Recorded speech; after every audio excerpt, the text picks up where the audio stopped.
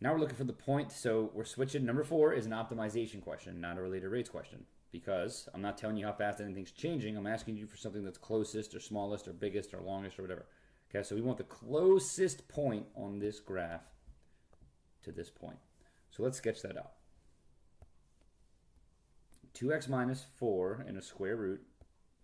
If you remember your transformations, okay, you don't need this necessarily, but it helps a little bit. It's going to be shifted 2 to the right. That's what the minus 2 is doing.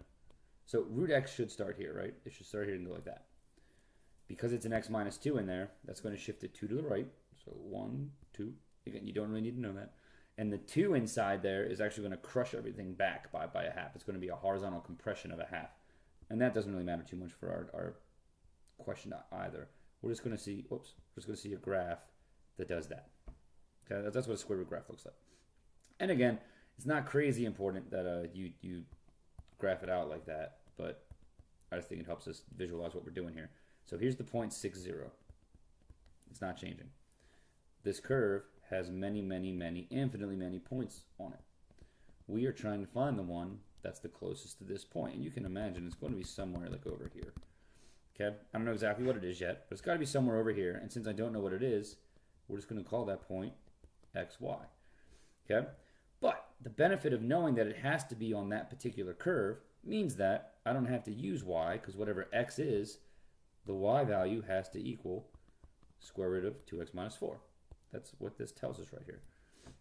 Okay, so I know that I want to minimize this distance between those points. So I'm going to use the distance formula, and to minimize it, we're just going to find the derivative and find out when it changes from negative to positive. So the distance between those 2 points by the distance formula is x minus 6 squared. That's x1, or x2, we'll call it, minus x1, minus x1, which is down here, okay, squared, plus y2, which is the square root of 2x minus 4, minus y1 squared. There you go. And before I derive this, I'm just going to simplify it out to make it a little bit easier for us. X minus 6 squared is x squared. You don't have to do this either. You can do this problem without squaring everything out. It just changes the derivative a little bit, but you still get the same answer. That's x minus 6 squared plus, well, minus 0 is not doing anything up here, right? And we're squaring that, and it's in a square root, so you just get 2x minus 4. Which means our distance equation is really x squared.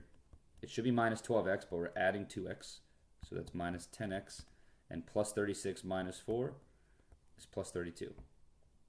So that equation there gives me the distance between 6, 0 and any point on this curve up here, okay? Which I'm saying is somewhere around here. I don't know exactly where. That's why we're using variables. I want to know what's the minimum of it, so I'm going to find its derivative to see how it behaves as x changes. And the derivative of a square root is always 1 over 2 times the square root of the same thing. That's the power rule. That's the 1/2 to the negative a half happening.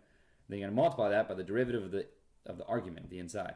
So that's going to be 2x minus 10. Right? Yes. And we want to know, when's this thing going to be 0? And I told you with these distance questions, the denominator is never ever going to be 0, which means it's never going to be undefined. So we don't have to worry about that. But the numerator will make this whole thing 0 when x is 5. Okay? So if we check like our little sign chart for this, just to make sure that this is a minimum and not like a maximum somehow. And again, looking at our picture, there can't be a maximum. It has to be the closest point.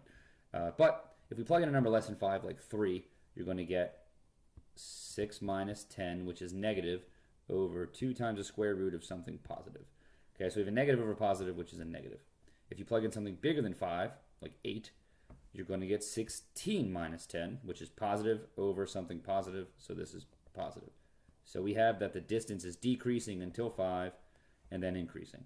And all that says is, if you were to have a point here and measure the distance over to here as the point moved along this curve, the distance would be decreasing all the way until you got to 5. And then after that, the distance is going to start increasing. And you can imagine, look, the distance is going to get bigger and bigger because it's going way out there. Okay? So the point closest to 6, 0 on that curve is when x is 5, which means that the actual point is 5, comma, when you plug 5 back in, you get the square root of 6.